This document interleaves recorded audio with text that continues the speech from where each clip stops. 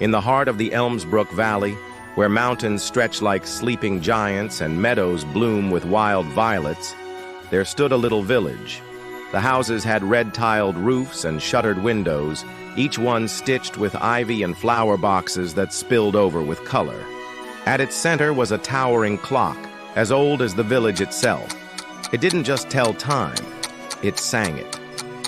Every hour, a delicate chime would dance through the streets like a whispered lullaby. The keeper of this clock was Thibault, an elderly man with silver hair tied in a low ribbon and eyes full of gentle sorrow. He had no family but found comfort in the rhythm of gears and pendulums. But as the blue moon approached, a rare event that came only once every 7 years, Thibault whispered a wish into the night. I wish for something that ticks with love, not gears. He carved a girl. He named her Leora, meaning light. And as he finished the final stroke, a tiny swirl on her cheek, the first light of the blue moon spilled through the window. The beam touched Leora's brow. She blinked. She moved. She smiled. But as quickly as the magic came, so did the warning. The wind outside carried a voice, soft and mournful. When the next blue moon rises, her time ends, unless she finds the heart of time.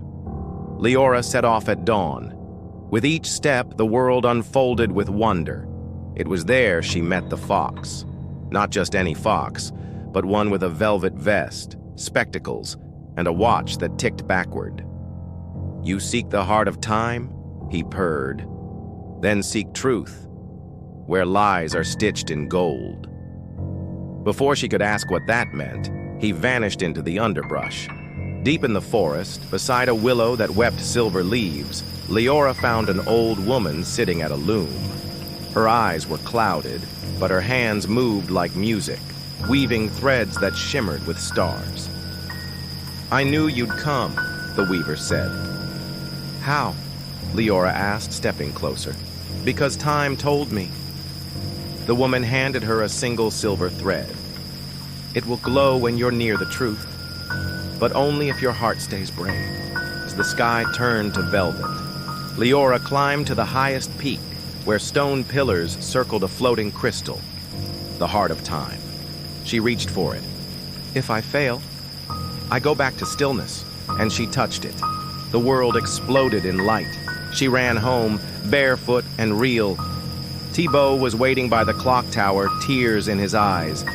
From that day on, every tick of Elmsbrook's great clock carried her laugh, her footsteps, and her story, reminding all that time when touched by love can be more than gears.